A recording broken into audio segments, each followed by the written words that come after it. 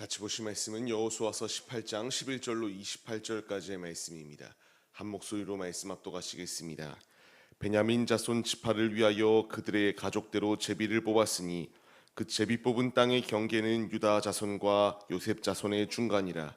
그들의 북방 경계는 요단에서부터 여리고 북쪽으로 올라가서 서쪽 산지를 넘어서 또 올라가서 베다웬 황무지에 이르며 또 그 경계가 거기서부터 루스로 나아가서 루스 남쪽에 이르나니 루스는 곧 베델이며 또 그 경계가 아달로 내려가서 아래 베토론 남쪽 산 곁으로 지나가고 베토론 앞 남쪽 산에서부터 서쪽으로 돌아 남쪽으로 향하여 유다 자손의 성읍 기럇바알 곧 기럇 여아림에 이르러 끝이 되나니 이는 서쪽 경계며 남쪽 경계는 기럇 여아림 끝에서부터 서쪽으로 나아가 넵도아물 근원에 이르고 르바임 골짜기 북쪽 흰놈의 아들 골짜기 앞에 있는 산 끝으로 내려가고 또 흰놈의 골짜기로 내려가서 여부스 남쪽에 이르러 엔 로겔로 내려가고 또 북쪽으로 접어들어 엔 세메스로 나아가서 아둠민 비탈 맞은편 글릴롯에 나아가서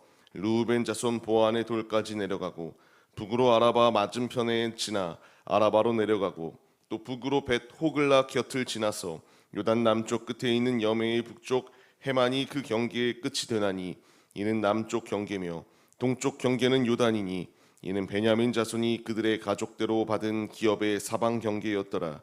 베냐민 자손의 지파가 그들의 가족대로 받은 성읍들은 여리고와 벳호글라와 에멕크시스와 벳아라바와 스라마임과 베델과 아윈과 바라와 오브라와 그발암모니와 오브니와 게바이니 12성읍과 또 그 마을들이며 기브온과 라마와 브에오롯과 미스베와 그비라와 모사와 레겜과 이르브엘과 다랄라와 셀라와 엘렙과 여부스 곧 예루살렘과 기브앗과 기랴치니 14성읍이요 또 그 마을들이라. 이는 베냐민 자손이 그들의 가족대로 받은 기업이었더라. 아멘. 할렐루야. 오늘도 예배의 자리 가운데 모이신 성도님들 주님의 이름으로 환영하고 축복합니다. 같이 나눌 말씀의 제목은 맡겨진 자리에서 충성하라라는 말씀의 제목 가운데서 은혜를 나누도록 하겠습니다. 우리는 우리 주변에 있는 것들과 참 비교하기를 좋아합니다. 내가 더 잘났다라는 것을 비교하고 이렇게 하나님께 감사하기보다는 우리는 왜 이렇게 남들보다 부족한 것일까라는 게 더 먼저 생각나기 마련이에요. 그래서 자꾸만 상대적으로 박탈감이 들고 빈곤감이 들어서 왜 이렇게 옆 사람은 부유하고 많이 누리며 좋은 곳에 놀러 다니고 좋은 음식을 먹으며 좋은 장소에서 살고 좋은 차를 타고 다니는데 왜 나는 그와 대조적으로 그런 삶을 살지 못하는 것일까? 참 이런 남들과 비교했을 때의 이런 하등 의식들이 너무나 마음 가운데 가득한 것이 우리가 살아가는 삶의 자리 가운데의 지배적인 마음들입니다. 하지만 우리가 잊지 말아야 될 것이 있습니다. 그리스도인들은 왜 무엇을 잊지 말아야 되는가 하면은 이 모든 것은 하나님이 주신 기업이다라는 사실이에요. 크고 적고는 중요하지 않습니다. 내가 하나님의 일을 감당하기 위하여 크게 받은 자들도 있고 작게 받은 것처럼 여겨지지만 그것을 통하여 하나님의 일을 감당할 때에 그것은 작은 것이 아니라 주님이 보시기에 동일하게 큰 일이다라는 것을 분명하게 말씀해 주세요. 오늘 말씀을 보시면 베냐민 지파입니다. 야곱의 막내 아들이죠. 이 지파는 그렇게 큰 숫자가 아니었어요. 우리가 내일도 말씀 나누겠지만 가장 작은 지파는 아니었지만 작은 지파에 속하던 이들이 베냐민 지파였습니다. 작은 지파였기 때문에 힘이 부족해요. 연약합니다. 그럼에도 불구하고 하나님은 거듭하여 이 지파들에게 이렇게 땅을 분배하는 모습들을 보면 잊지 아니하셨구나. 크던 작건 하나님께서 일하시는구나라는 것을 우리가 깨달을 수 있습니다. 이들이 거처하고 분배받은 땅은 어디였습니까? 지금 말씀에서 나오는 것처럼 이들이 받은 땅은 좋은 땅은 아니었습니다. 좁은 땅이었어요. 이들이 있는 땅은 지금 요셉 자손과 이 요셉 자손과 이와 같이 유다 자손 사이에 끼어 있는 위치에 있었던 것이 이들의 모습이었거든요. 결코 좋은 위치가 아니었습니다. 이런 좋지 아니하는 위치, 험준한 위치였고요. 그렇다고 해서 경작을 막 하기에 좋은 비옥한 위치도 아니었습니다. 무엇을 하기에 다 부족해 보이는 땅이지만 하나님은 그 가운데서도 일하시고 있다는 것을 분명히 보여주세요. 우리가 베냐민이 태어났을 때의 이름을 한번 생각해 볼 필요가 있습니다. 그의 이름의 뜻이 처음은 무엇이었나요? 베냐민이 아니었죠.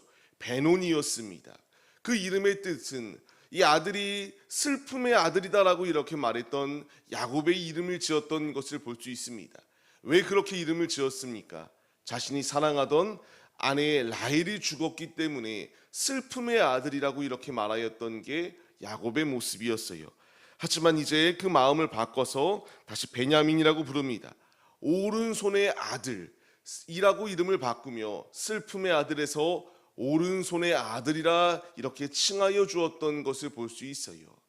이것이 의미하는 바가 무엇이겠습니까? 슬픔이 분명히 존재하지만 그 슬픔을 기쁨으로 바꿀 게 존재한다라는 것을 우리가 잊지 말아야 합니다. 우리의 삶 가운데서도요, 베노니와 같은 슬픔의 순간들이 분명히 존재합니다. 앞서 말씀드린 것처럼 타인과 비교했을 때에 왜 이렇게 부족한 것일까? 왜 이렇게 남들과 비교했을 때에 내가 유복하지 못한 것일까? 이런저런 생각들이 들기 마련입니다.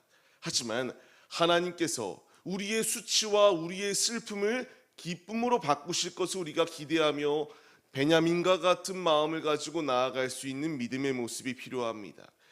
말씀드린 것처럼 기업의 크기가 중요한 게 아니에요.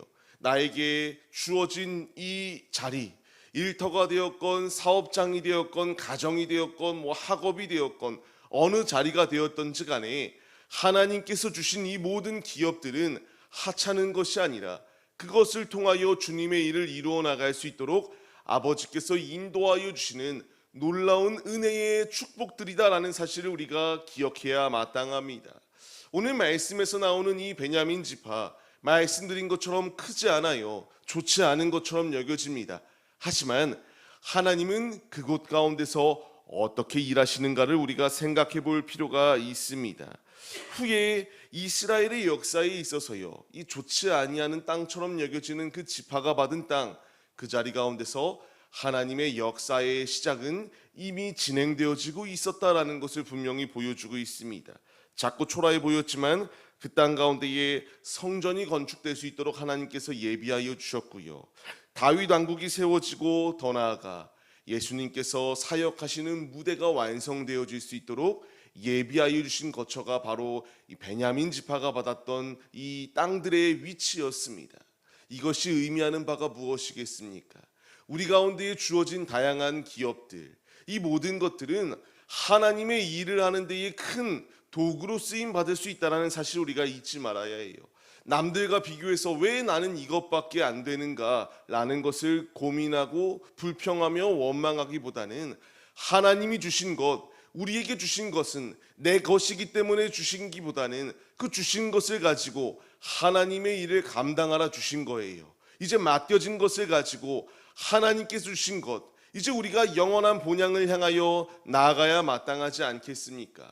하나님께서는 이 약한, 어찌 보면은 연약한 지파를 통하여 하나님의 일을 이루어 나가신 것처럼 연약해 보이는 우리를 통하여 하나님이 일을 이루어 나가신다라는 것을 우리가 기억해야 됩니다. 베냐민 지파 가운데에 누가 태어나고 누가 세워지며 일을 합니까? 초대왕 사울 왕이 세워졌어요. 물론 그의 끝은 너무나 비극적이지만 하나님이 큰 지파만 사용하시는 것이 아니라 작은 지파도 사용하신다는 것을 보여주었습니다. 에스더와 모르드게도 그래야 하였고요. 우리가 너무나 잘 아는 이 사도 바울 역시 이런 작은 지파와 같이 보여지는 이 지파 가운데서 하나님의 일을 감당할 수 있도록 하나님께서 세워주셨습니다. 이 말은 즉 하나님께서 큰 자들만 사용하는 게 아니라 연약한 우리와 같은 자들을 사용하셔서 하나님의 나라를 이루어 나갈 수 있도록 인도해 주신다라는 것을 보여주고 있습니다. 오늘 말씀은 단순하게 여러 가지 지명들이 나옵니다. 어떻게 분배받았다라는 것을 말해주기 위함이 아니에요. 하나님께서 은혜 베풀어 주사 크던 작던 각자에게 맞는 이것들을 더하여 주시고 그것을 통하여 하나님의 일을 감당할 수 있도록 이끌어 주신다라는 것을 분명히 말씀하십니다.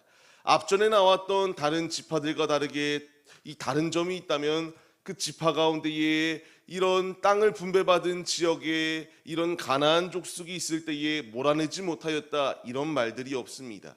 이들은 그 말씀에 그대로 순종하여 내가 작은 곳이었든 그곳이 험지가 되었던 어느 곳이 되었던지 간에 아멘으로 순종하며 맡은 바 자리 가운데서 열심을 다하여 삶을 살아냈던 이 믿음의 모습을 우리가 본받아야 마땅함을 기억하시기 바랍니다.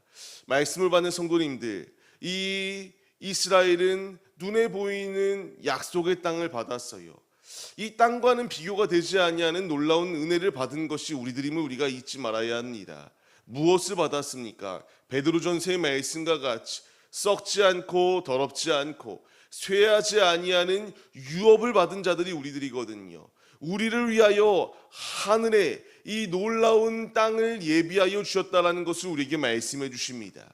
우리는 이제 충성함에 나아가야 됩니다. 순종함으로 나아가야 돼요. 왜 부족한가를 논하고 불평하기보다 주신 것에 감사하며 그것을 통하여 하나님의 일을 이루어 나가라라고 말씀하시는 모든 말씀에 아멘으로 순종해야 함을 기억하시기 바랍니다. 큰 지파만 사용하신 게 아니라 작은 지파도 사용하신다. 우리가 이 분명한 말씀에 마음에 새기시고 오늘의 우리의 삶의 자리 가운데서 우리가 있는 그 위치 가운데서 하나님이 일하시겠다라고 우리에게 말씀해 주고 계세요. 말씀을 마음에 새기시고 오늘에 있는 우리의 자리 가운데서 아버지의 말씀에 충성하여 주신 기업을 가지고 하나님의 일을 이루어나가는 데에 귀히 쓰임받는 거룩한 주님의 자녀들이 우리들의 모습이 되시기를 주의 이름으로 간절히 축원합니다.